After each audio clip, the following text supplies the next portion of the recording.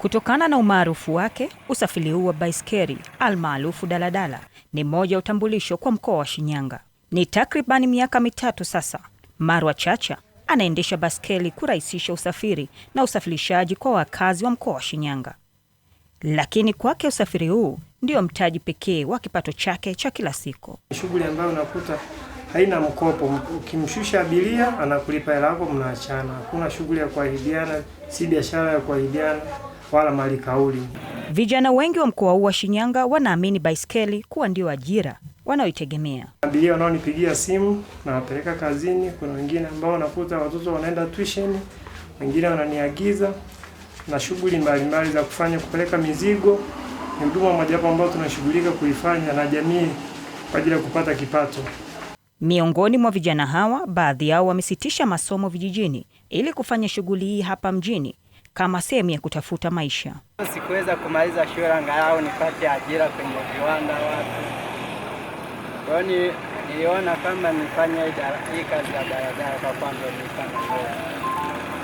Wimbi la vijana kukimbilia mjini kwa ajili ya kufanya biashara ya baiskeli linaongezeka nyakati za kiangazi. Nafanya labda muda wa mwezi miwili mitatu, naondoka afu baadaye narudi tena.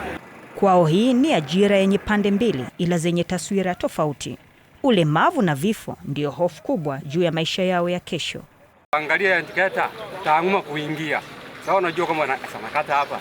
Kumba na nyocha ndo nakupitia.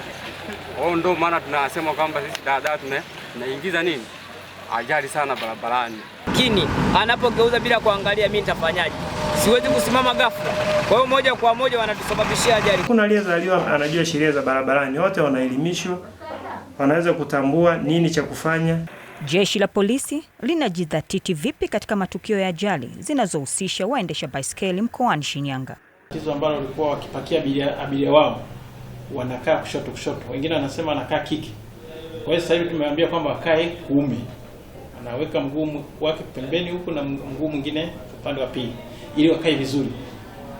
Zipo ajali ambazo zilikuwa zikitokea kwa sababu pia abiria kudondoka.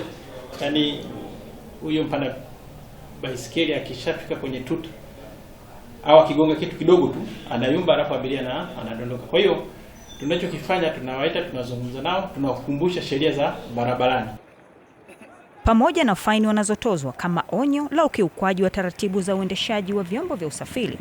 Mamlaka husika bado zinaamini uelewa wao kuwa ni mdogo. Kuna wengine wanawakamata kabisa na mwambia kwa nini umefanya hivi. Ukimuuliza kwa undani sana unakuta kumbe hajui. Kwa hiyo tunachokifanya sana kwa kiasi kikubwa ni kuwaelimisha kwamba barabarani pako hivi. Baiskeli zimepewa jina la daladala na kweli hapa mjini Shinyanga ni daladala sa.